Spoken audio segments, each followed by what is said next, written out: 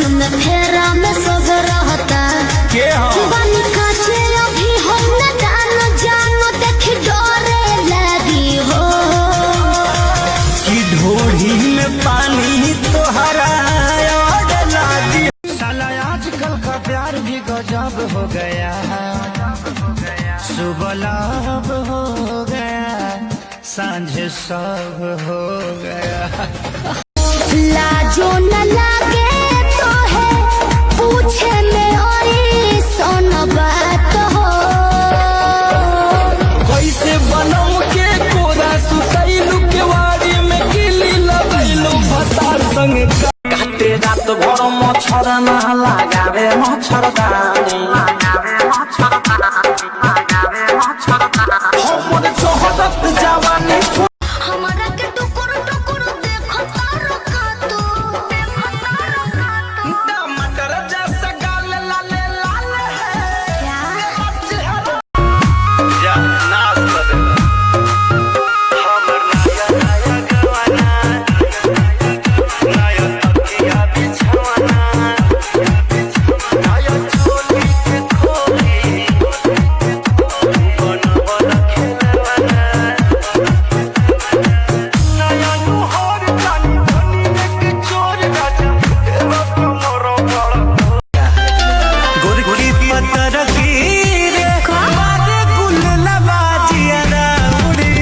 का जाने कैसन मिली मोर बर घर तू ही बताबो ना करी हम का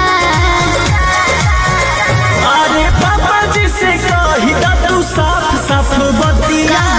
दीदी के देवर जैसे चाही नहीं आई हो दादा ले का तू जाने जाने अपन जल बात खा के आई हो दादा ले का तू जाने जाने अपन जल बात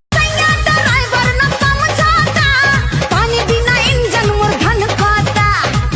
रहता बहाना हरदम टालाता ऐसा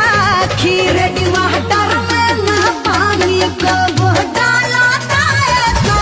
खीर टमाटर में ना पानी कब डालाता मान गए राजा तहरा नजर से हम ना बचानी बचानी बचानी तैयार गिला के होई बबुआ रस लाज मन भसुर से डरबा दिल बनैर के यार सड़िया जब हम पे भी सुते खाती परस भतार सड़िया जब हम पे भी बिना मोरा मोरा जी के है चोटी न तार हो धुआं देवे लागी जरा लेटर हमार हो बिगड़त जग मन संभार देबू का काहे हो हाई लोडन परोडन में पार देबू का हाई लोडन परो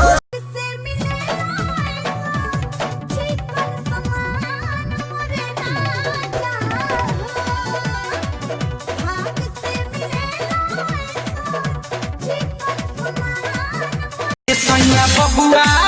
पेट में रह गई तहरा रोज रोज कोइला से ए सैया बबुआ पेट में रह गई तहरा रोज रोज कोइला लासर फसर बतियाई बु बहे लागी नदी हई जवानी रानी कैसे के कहा तो देखाई पूरा लाल पायो लंगवाए बोलो